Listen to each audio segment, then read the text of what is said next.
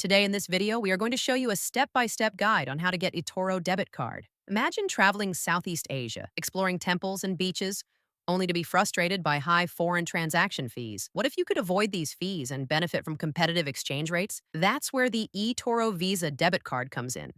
They offer the Etoro Money Account, a digital wallet linked directly to your trading activity. This account is your gateway to the Etoro Visa debit card. Getting the card is simple. Become an Etoro user.